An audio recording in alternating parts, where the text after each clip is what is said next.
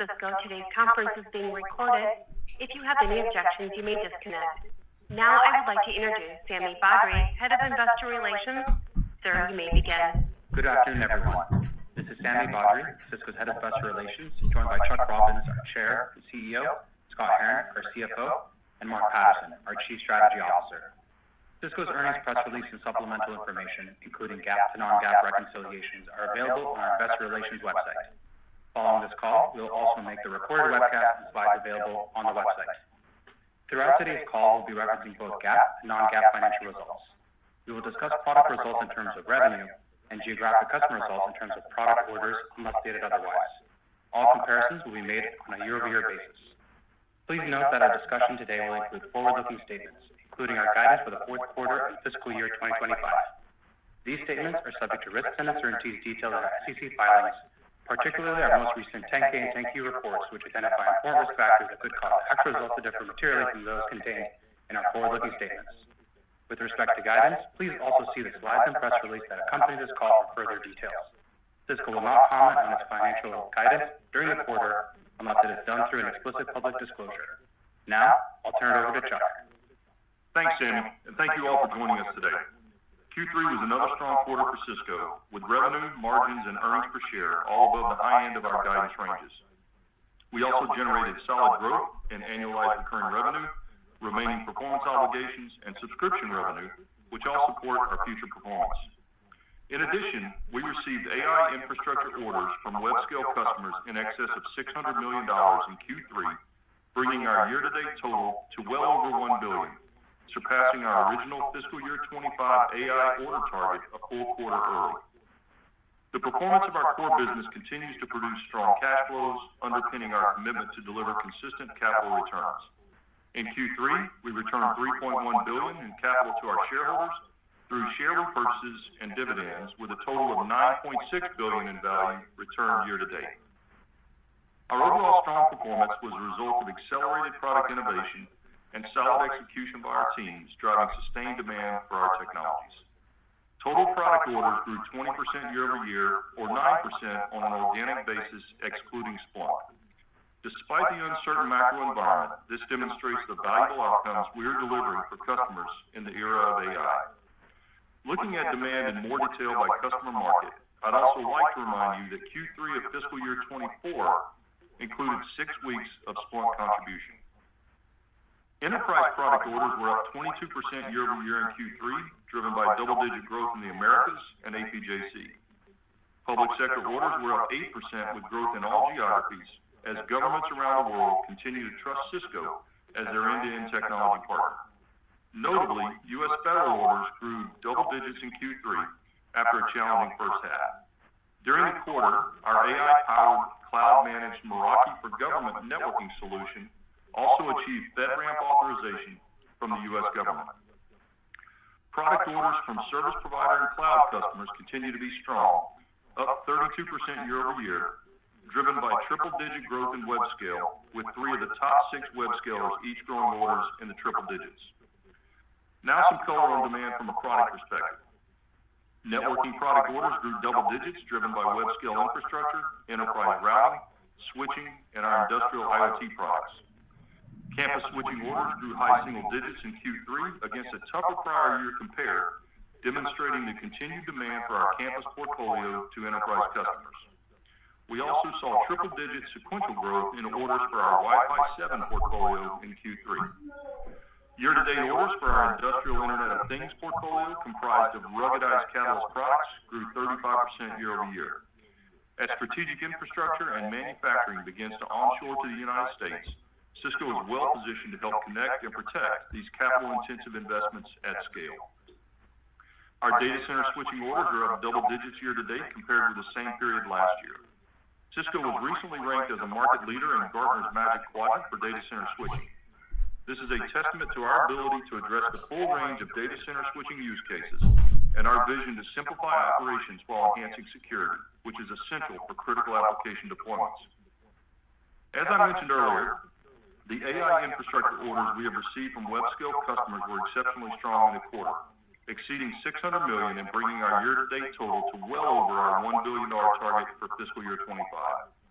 As expected, the product mix of these orders was more than 2/3 in systems, with the remainder in optics, demonstrating the growing importance of our technology to web-scale customers for their AI training use cases. AI orders from enterprise customers continue to show momentum as this large nascent market opportunity starts to unlock. Enterprises are seeking simple, seamless, scalable, and secure solutions for their AI deployments, which we are ready to deliver through our expanding partnership with NVIDIA. During the quarter, we announced our intent to create a cross-portfolio unified architecture where NVIDIA will enable Cisco Silicon One to become the only third-party silicon that is included as part of the NVIDIA Spectrum-X Ethernet networking reference architecture. Cisco will also build interoperable systems combining NVIDIA Spectrum Silicon with Cisco operating system software, allowing customers to simultaneously standardize Cisco networking and NVIDIA technology in the data center across front and back-end networks. We also announced the Cisco Secure AI Factory with NVIDIA, which will embed security end-to-end, from the application to the workload to the infrastructure, using solutions like Cisco AI Defense and Hybrid Mesh Firewall, enabling enterprise customers to build and secure data centers to develop and run AI workloads. Yesterday, we announced a new multi-phased investment program in the Kingdom of Saudi Arabia. Saudi Arabia announced a new AI company, Humane, and we will be a strategic technology partner contributing to their AI infrastructure build-outs. This partnership aligns with Saudi's Vision 2030, contributing to the kingdom's transformation into a diversified digital economy and enhancing its global and regional competitiveness in the AI era. In addition, we have joined the AI Infrastructure Partnership alongside BlackRock Global Infrastructure Partners, MGX, Microsoft, NVIDIA, xAI, and energy partners GE Vernova and NextEra Energy, as it seeks to invest in secure, efficient, and scalable infrastructure to support AI workloads. We also announced an expanded collaboration with G42, the UAE-based global technology group, to advance how secure AI infrastructure and innovation can be scaled across public and private sectors. These investments and partnerships highlight our market position as a global leader and preferred partner in AI networking solutions, as well as our commitment to collaborating across the industry to create a strong global ecosystem for AI. Additionally, we expect the sovereign AI cloud opportunity to ramp in the near term, and that Cisco will be a core system provider for these significant AI training and inference cluster build-outs. As we look at the opportunity that AI presents for Cisco, it is worth reiterating that we frame it in three distinct but connected pillars. First, AI training infrastructure for web-scale customers. Combinations of our Cisco 8K, Silicon One, optics, and optical systems are being deployed by 5 of the 6 largest web scalers. Second, AI inference and enterprise clouds. Our accelerated innovation in hardware and software, coupled with our NVIDIA partnership, is designed to simplify and de-risk AI infrastructure deployment for the enterprise. And third, AI network connectivity. Customers are leveraging our technology platforms to help modernize, secure, and automate their network operations to prepare for pervasive deployment of AI agents and applications. With agentic AI, the network is fundamentally constrained and will require ultra-fast, low-latency, energy-efficient networks, which we can deliver.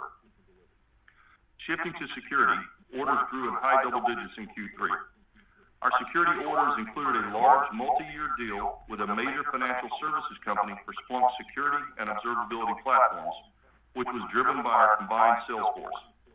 This was a win for Splunk from an industry competitor and is a strong proof point of our go-to-market synergy.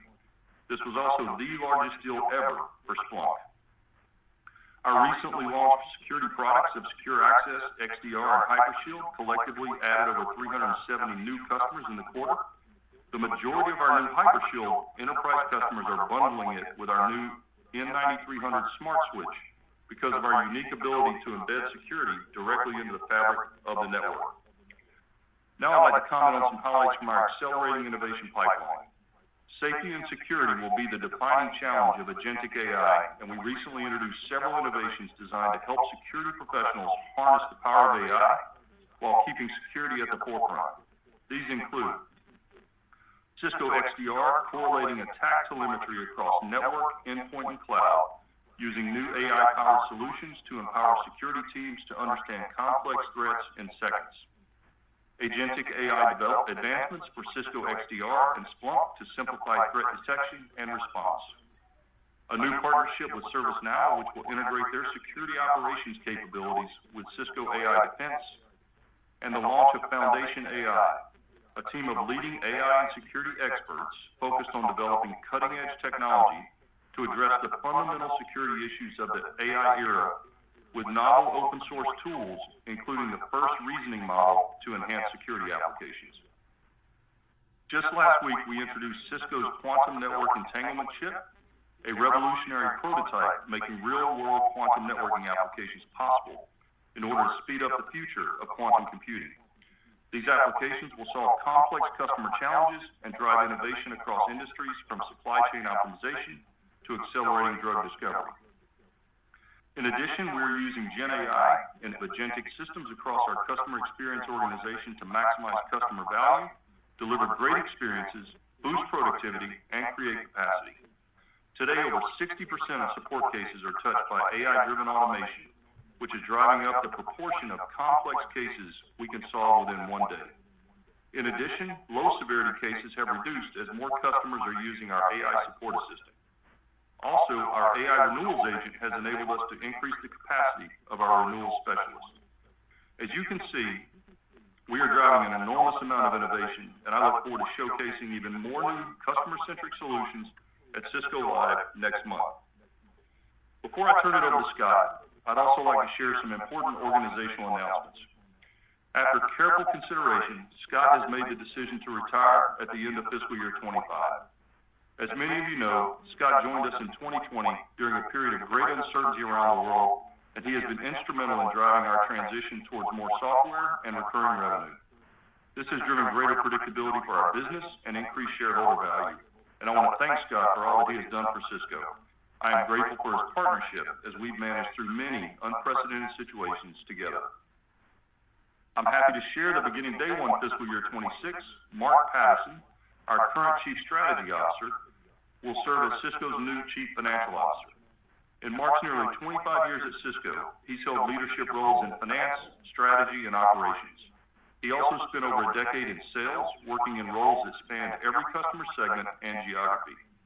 Most recently, leading our corporate strategy, development, and incubation organization, Mark's focus has been on connecting our longer-term strategy and investments with our immediate and urgent growth opportunities. The breadth of his experience, along with his deep knowledge of Cisco and our customers, partners, and investor community, uniquely position him to help accelerate Cisco's growth in this new role. I'm also excited to announce the promotion of Jeetu Patel to President and Chief Product Officer. Under Jeetu's leadership over the past 9 months, he has unified our product vision and strategy and vastly accelerated our innovation pipeline, focusing on delivering even greater value for our customers and our partners. We also announced the appointment of Kevin Weil, Chief Product Officer of OpenAI, to Cisco's Board of Directors yesterday. These announcements further our confidence in Cisco's long-term success and durability in the era of AI. To summarize the quarter, we are seeing clear demand for our technology across our customer markets. Our innovation pipeline continues to accelerate as we fuse security deep into our networking products, and our strong performance is fueling our capital allocation model, returning significant value to our shareholders. Now I'll turn it over to Scott for more detail on the quarter and our outlook. Thanks, Chuck. We delivered a strong quarter with revenue and earnings per share above the high end of our guidance ranges, coupled with solid margins and operating cash flow. For the quarter, total revenue was $14.1 billion, up 11% year over year. Non-GAAP net income was $3.8 billion, and non-GAAP earnings per share was 96 cents. Looking at our Q3 revenue in more detail, total product revenue was $10.4 billion, up 15%, and services revenue was $3.8 billion, up 3%. Networking was up 8%, with growth across most of the portfolio, led by double-digit growth in switching and enterprise routing, partially offset by a decline in servers. Security was up 54%, primarily driven by growth in our offerings from Splunk and SASE. Collaboration was up 4%, driven by growth in devices, WebEx Suite, and our CPaaS offerings, and observability was up 24%. Looking at our recurring metrics, total ARR ended the quarter at $30.6 billion, an increase of 5%, with product ARR growth of 8%. Total subscription revenue increased 15% to $7.9 billion and represents 56% of Cisco's total revenue. Total software revenue was up 25% at $5.6 billion, with software subscription revenue up 26%. Total RPO was $41.7 billion, up 7%. Product RPO grew 10%, and total short-term RPO was $21.1 billion, up 5%. Q3 product orders were up 20% year over year.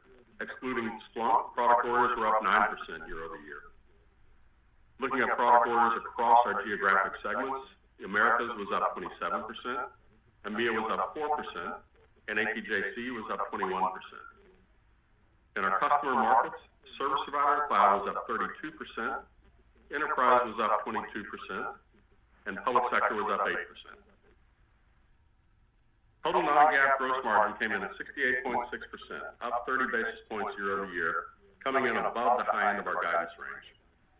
Non-GAAP product gross margin was 67.6%, up 70 basis points, driven by productivity improvements and Splunk, partially offset by pricing. Non-GAAP services gross margin was 71.3%, down 30 basis points. The impact of tariffs on our gross margin was favorable to what was estimated in the guidance we provided last quarter. We continue our focus on profitability and financial discipline, with non-GAAP operating margin at 34.5%, above the high end of our guidance range. We recorded a non-GAAP tax rate of 17.5% for the quarter, which was favorable by 1.5 percentage points compared to what was assumed in our guidance, primarily due to an increase in tax benefit from the foreign-derived intangible income deduction and one-time benefits. Shifting to the balance sheet, we ended Q3 with total cash equivalents, and investments of $15.6 billion. Operating cash flow was $4.1 billion, up 2%, primarily driven by revenue and earnings growth. From a capital allocation perspective, we returned $3.1 billion to shareholders during the quarter, comprised of $1.6 billion for our quarterly cash dividend and $1.5 billion of share repurchases, with $15.4 billion remaining under our share repurchase program. We continue to invest organically and inorganically in our innovation pipeline. During Q3, we closed the acquisition of SnapAttack, which adds capability to Splunk in helping organizations power the security operations center of the future. To summarize, we had another solid quarter with top and bottom line performance exceeding our expectations, driven by strong order growth and margins. We remain focused on making strategic investments in innovation across our business to best capitalize on the significant growth opportunities we see ahead, all underpinned by disciplined spend management. It's this powerful combination that continues to fuel our strong cash flow generation, as well as our ability to return significant value to our shareholders. Turning to guidance, while we've seen some progress on tariffs, there continues to be uncertainty. Our guide assumes current tariffs and exemptions remain in place through the quarter. These include the following: China at 30%, partially offset by an exemption for semiconductors and certain electronic components. Mexico and Canada at 25% for the components and products that are not eligible for the current USMCA exemptions. Other countries at a base rate of 10% until the end of the 90-day pause on July 9th, and then reverting to country-specific reciprocal tariffs, largely offset by an exemption for semiconductors and certain electronic components. And finally, a small impact from tariffs on steel and aluminum and retaliatory tariffs. We'll continue to leverage our world-class supply chain team to help mitigate the impact, where appropriate, through the flexibility and agility we have built into our operations over the last few years. The size and scale of our supply chain provides us some unique advantages as we support our customers globally. For fiscal Q4, our guidance is we expect revenue to be in the range of $14.5 billion to $14.7 billion. We anticipate non-GAAP gross margin to be in the range of 67.5 to 68.5%. Non-GAAP operating margin is expected to be in the range of 33.5 to 34.5%. Non-GAAP earnings per share is expected to range from 96 cents to 98 cents. And we're assuming a non-GAAP effective tax rate of approximately 18%. For the full year fiscal 25, our guidance is we expect revenue to be in the range of $56.5 billion to $56.7 billion, and non-GAAP earnings per share is expected to range from $3.77 to $3.79. Sammy, let's now move into the Q&A. Thank you, Scott. Before we start the Q&A portion of the call, I'd like to remind analysts to ask one question and a single follow-up question. Operator, can we move to the first analyst in the queue? Thank you, sir. Meta Marshall with Morgan Stanley. You may go ahead. Great, thanks, and congrats on the quarter. Maybe the two questions for me, just one, what are you seeing in terms of kind of customer buying behavior right now, just given the uncertainty kind of with some of the tariffs that you laid out, just whether you kind of saw any pull forward potentially in April. And then just maybe as a second question, just any commentary around public sector and federal, kind of around the same questions. Thank you. Yeah, Meta, thank you. I'll give you some commentary, and then I'm going to ask Scott to give you some data points on this pull-ahead issue. But I'd say on the customer behavior perspective, first of all, we haven't seen any meaningful change in how in their purchasing, and so we haven't seen any customers really fundamentally slowing down. They're still committed to the technology transition. I think the AI transition is just so important that they're going to continue to spend until they just absolutely have to stop. And I think that as of right now, they're still comfortable. As it relates to pull forwards, look, I'm sure there was an order here or there from a customer who decided to pull something forward because they were concerned about tariffs. But we looked at a ton of data points to see if we saw any signs of broad-based pull-ahead business, and we did not. And I'm going to ask Scott real quick to share some of those data points, and then I'll answer public sector. Yeah, thanks, Chuck.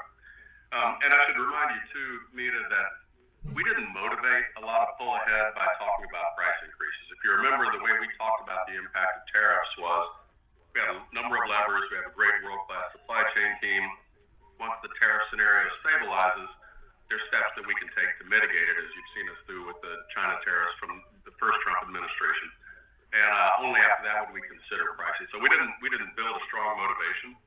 But we looked at, after speaking to our channel partners, who also didn't see any buy ahead or delay behavior, by the way, and our own sales team, we looked at channel inventory, which you would think would go up. It did not. It actually was down. We work closely with the web scalers who understand not just what they have on order, but what they have on hand. Actually, web scaler inventory on hand went down during the quarter. We looked at Meraki activations. We know when a serial number X leaves the factory floor and when it gets activated. When we had built up some inventory at our customers, you recall that period of time between shipment and activation extended. It stayed right where it was, which is back in line with where it was pre-pandemic, so there's no indication there. Of course, we looked at linearity and in particular to see if we saw a spike in the third month, which, if you recall, the reciprocal tariffs were announced on April 2nd. And so if there was some buy-ahead activity, we would have seen a heavier month three. We did not see that. We saw the exact same linearity that we had seen historically there. And we looked at our pipeline, for pull-aheads or push-outs, nothing out of the ordinary there. And I'd say the last metric is we look at when a customer orders today but requests a future ship date. And there's always a little bit of that happens, but we look to see was there a pattern of a lot of orders that came in with a future ship date. And there was nothing out of the ordinary either. So we really don't see any signs of any notable pull ahead or, for that matter, push out. So, Meta, let me cover the public sector. So just, I know we put this in the corresponding slides, I think, but global public sector was up 8%. If you just look at the organic growth, it was up 3% globally. We saw, in the U.S., we saw strength in federal, ironically. So we saw double-digit order growth in U.S. federal this quarter. And candidly, that was with our biggest deal slipping out. So that was positive. I would say there still continues to be stress on the civilian side.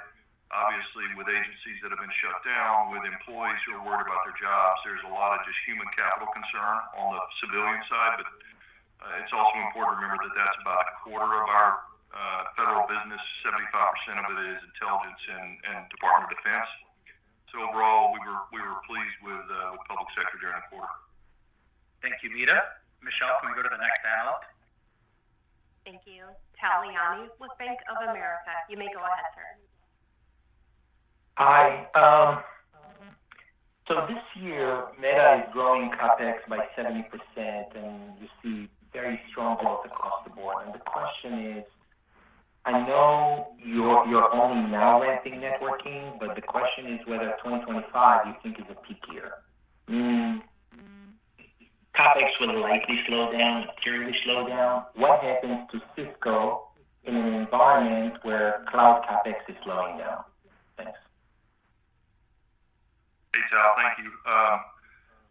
First of all, I don't know that I would suggest that cloud CapEx, particularly on a global basis, as you see the announcements that were made in the Middle East this week, we're seeing sovereign cloud strategies being built around the world. So I think that on a global basis, I don't think that will be the case. And in talking to these customers, I don't anticipate that they have a huge demand for slowing down. I think that you may see a different balance between their investments on capital to serve enterprise customers leveraging these models through inference and other things, but I don't anticipate it's going to be that 2025 is going to be a peak year. I think this has many years to run. And Tal, I'll just remind you on the tail end of building out all the public cloud infrastructure for training, there's a significantly larger opportunity in enterprise AI, right? As they build out the capability to do inferencing inside their own data centers. So I think there's in aggregate, the AI opportunity has several years to run at this point. Thank you, Tal. Michelle, we can move to the next analyst. Aaron Rakers with Wells Fargo. You may go ahead. Yeah, thanks, Sammy, and congrats on the quarter, and Scott on the future retirement. I guess I'll ask my kind of two quick questions, in conjunction here. So I want to, I think, Chuck, in the prepared comments, you referenced a large sovereign, deployment opportunity that is coming here soon. I guess the first question on that is that, is that currently in your order book, the $600 million you saw this last quarter? And if not, how do you think about the size of those opportunities? And then the quick follow-on is, I think this last quarter you launched or you started shipping your 51.2T, I think it's the G200 silicon. Can you just give us an update of what you're seeing in the data center switching side, and if that really becomes a catalyst here as we look out over the next couple quarters? Thank you. Yeah, thanks, Aaron. So I think you're referencing the Humane announcement that we made yesterday, or that the Saudis made early this week. They announced the creation of this company. We've been working with them on this for months, and the short answer is there's absolutely no orders in the $600 million from them. They're just getting started. We've got a team of people returning to the Middle East next week to spend more time with them. I think it's important to note on Humane, the CEO there is an individual named Tarek Amin, and just to give you some background on Tarek, he was the CTO at Reliance Jio when we built that network with them over the course of several years. And then he was a CEO of Rakuten when we built with him the Open RAN mobile network in Japan. And so we've been engaged with Tarek since he actually moved into Saudi Arabia. And he is a good friend, an old friend. We've been doing large-scale projects with him for a dozen years now. So he knows us, we know him well, and we're looking forward to that opportunity. So I think that's not included in any of our forecasts from our sales teams or anything at this point. On the second point, the G200 chip, I would say it is at the heart of any of these systems orders. So I make comment that of the $600+ million, 2/3 of it was systems, and those systems would be based on the G200. And I would tell you that right now, those customers are telling us that if we could get more capacity out, they would buy more. So it's actually doing well right now, and we've got a number of other chips that are in various stages of the process for next generation platforms that we're also looking forward to. Thank you, Aaron. Michelle, we can move to the next analyst. Thank you. Sammy Chatterjee with JP Morgan. You may go ahead. Hey, good afternoon. This is Joe Curtis for Sonic. Also wanted to follow up on the Middle East announcements. Maybe two-parter here is just, can you elaborate on how Cisco is looking to participate here, particularly as it relates to the portfolio.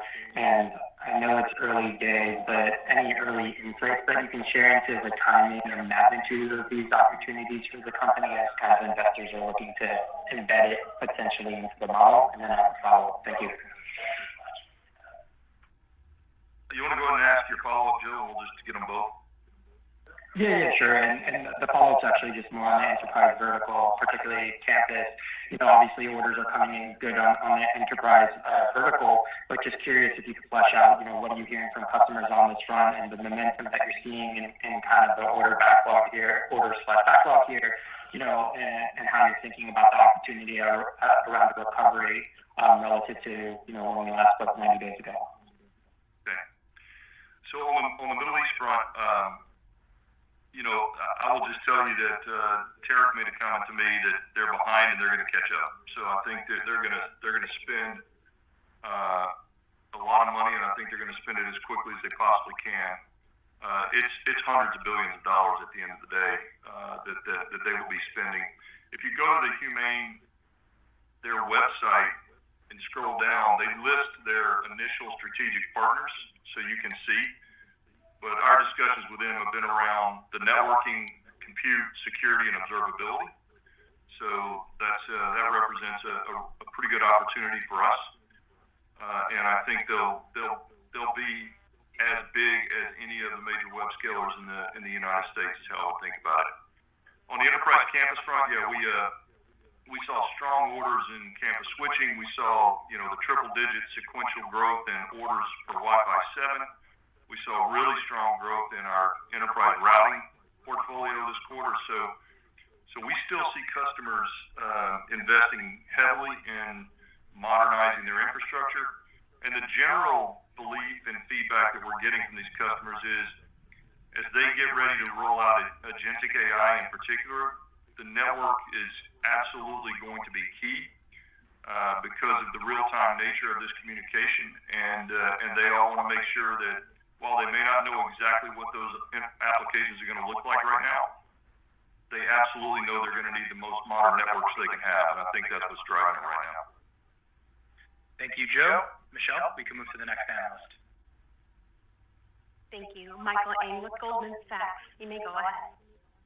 Hey, good afternoon. Thanks for the question, and congratulations, Scott, on the upcoming retirement. Really appreciate all your time and help throughout the years.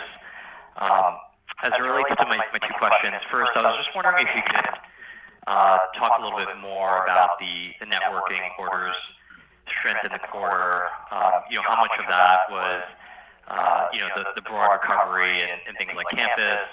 How much did the product cycle of Wi-Fi 7 contribute, and could we expect that to continue over the next 12 to 18 months here or so?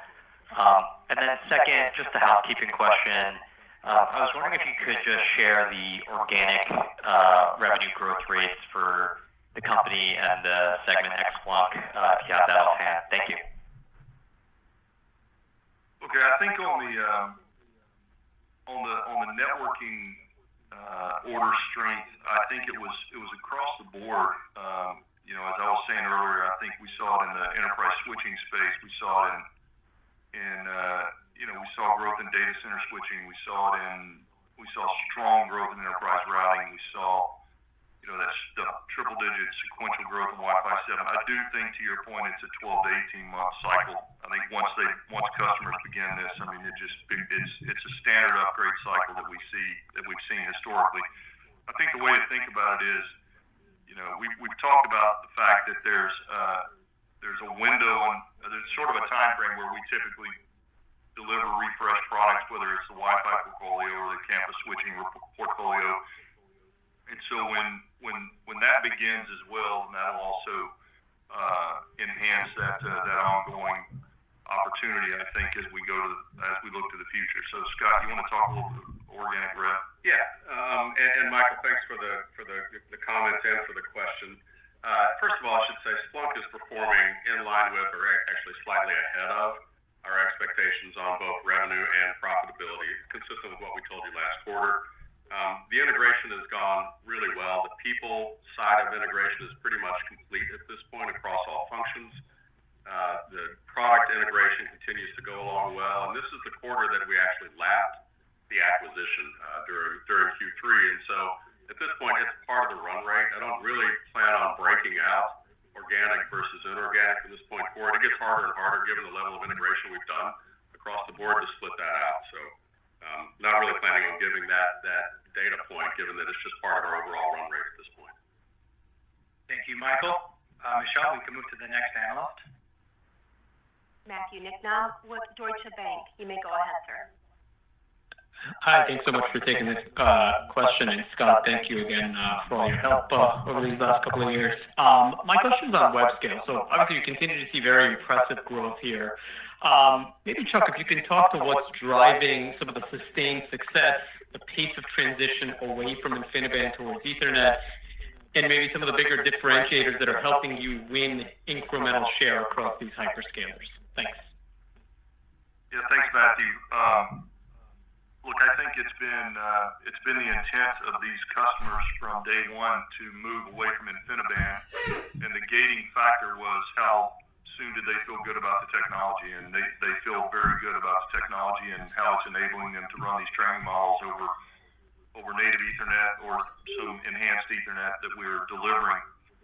I think that we've talked over the last few years about their desire to have silicon diversity, which we think was one of the key reasons that we got in originally, and now we're delivering high quality products in the time frame they need them. If you look at what they're looking for in these products from their partners, there's really sort of you have a system that has software and has silicon and then other components. And the real high value pieces of this are the operating system and the silicon. And as many of them are transitioning hard into running their own proprietary operating systems on these platforms, it's imperative that you have silicon if you want to be competitive long term in this space. And so we're very fortunate that we made the acquisition in 2016. We have a great team that's been developing Silicon One. They're very close to these customers. They work with them every day. And I think the silicon is the key differentiator that's really, I mean, we're delivering high quality systems and everything else that they want, the services, the experience, the supply chain, all those things that matter deeply. But at the end of the day, if we didn't have the silicon, it would probably make it virtually impossible for us to be successful long term here. Thank you, Matthew. Michelle, can we move to the next analyst? Amit Daryanani with Evercore ISI. You may go ahead, sir. Yeah, thanks for taking my question. I guess I have two as well. Starting off, Chuck, your AI orders at $1 billion, it came in, I think, a quarter ahead of what you folks had expected, and it looks like you're seeing some continued momentum as you go forward with sovereign and enterprise that you talked about. I'm just wondering, how should we think about the growth rates as we move forward on AI orders or AI revenues? It would be helpful to just kind of frame that out a little bit in terms of the forward growth rates. And then, if I could just follow up for Scott, your July quarter guide, Scott, if I'm not mistaken, implies revenues are up 3-4% sequentially, but operating margins are down 50 basis points. Maybe just flesh out why the margins are coming down in July while revenues are going up. And best of luck in your retirement as well. Thank you.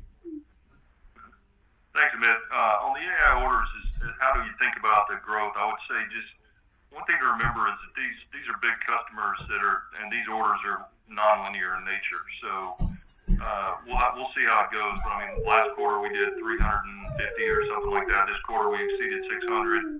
And as I said earlier, if we could increase capacity, they would take more. So I think if we're able to execute and increase capacity, we should be able to continue to see this ramp as long as we're delivering and executing, which is one thing I've said all along, is we have to execute, because if we miss with these customers, then we sit on the sidelines for a while. So the teams are working really hard, and I think that's how I think about it. It's nonlinear orders, and if we can continue to increase the capacity, then we'll continue to see that business